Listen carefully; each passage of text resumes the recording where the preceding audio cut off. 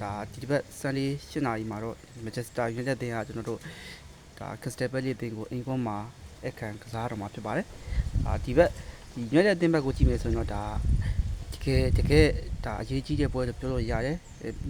ပြီးခဲ့တဲ့ညကစားခဲ့တဲ့ကျွန်တော်တို့ဒါ Villa တင်ကအင်ကွန်မှာကျွန်တော်တို့ဒါ Wolverhampton တင်ကိုကျွန်တော်2-0ဆိုရဲရှုံးနေခဲ့တယ်ဒီပွဲတာနိုင် United အနေနဲ့ကျွန်တော်တို့အဆင့်3အထိဒါတက်လန်းနိုင်မယ်အခွင့်ရေးပါတစ်ဖက်မှာကျွန်တော်တို့အထီးကနောက်ကနေ FIA ပေးနေတဲ့ Chelsea ကလည်းကျွန်တော်တို့ Arsenal အသင်းနဲ့ကစားရမယ်ဒါ United အသင်းအတွက်ဒါလုံးဝ big chance တစ်ခုဒါဖြစ်သွားပါမယ်တစ်ဖက်ကိုကြည့်မယ်ဆိုရင်တော့ Crystal Palace ဘက်ကိုကြည့်မယ်ဆိုတော့ Crystal Palace ကဒီဟာဒီမှာကျွန်တော်တို့မဆိုးလာဘူးဒါ United ကိုကောင်းကောင်းဒုက္ခပေးနိုင်တဲ့တိုက်စစ်အစုဖွဲ့ကိုပိုင်ဆိုင်ထားတဲ့အသင်းကျွန်တော်တို့နီးပြကြီး Oliver Glasner အနေနဲ့လည်းကျွန်တော်တို့ဒါလုံးဝပြီးခဲ့ရာဒီမှာကျွန်တော်တို့ FA ဖလားယူပြီးထားတယ်နောက်ပြီးတော့ဥရောပဝန်ခွင့်တနေရာအတွက်သူယူပေးထားတဲ့နီးပြကောင်းတစ်ယောက်ဖြစ်တယ်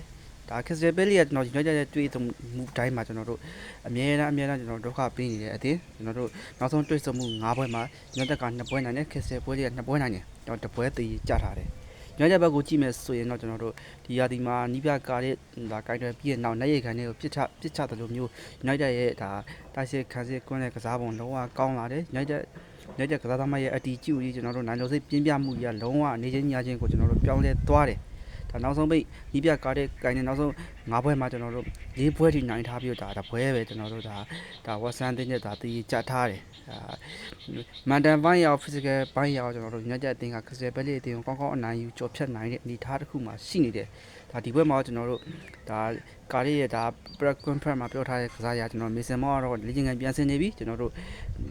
ဒီစန်တို့မာတင်နဲ့ဒီလစ်တို့ကတော့ဒါမတိကြသေးဘူးမတိကြသေးရဲ့အခြေအနေပါဒါတိုက်စစ်မှာတော့ကျွန်တော်တို့အမပူကူညာနဲ့ကျွန်တော်တို့အာမတ်တီယာလို့ရှိနေအောင်ပါဒါကွန်းလေနံပါတ်10မှာဘရူဖာနန်တက်ထပ်ပြီးပါလာမယ်ဒါကွန်းလေခန်းစစ်နဲ့ကျွန်တော်တို့ကွန်းလေခန်းစစ်မှာကျွန်တော်တို့ကိုဘီမိုင်းလို့ရှိမယ်ကစမဲလို့ရှိမယ်နောက်တက်မှာတော့ကျွန်တော်တို့ဒါမကွဲရဟာရီမကွဲရနဲ့ကျွန်တော်တို့ဟာရီမကွဲရရိုအတွဲဖက်နဲ့လူရှောနဲ့ဒါ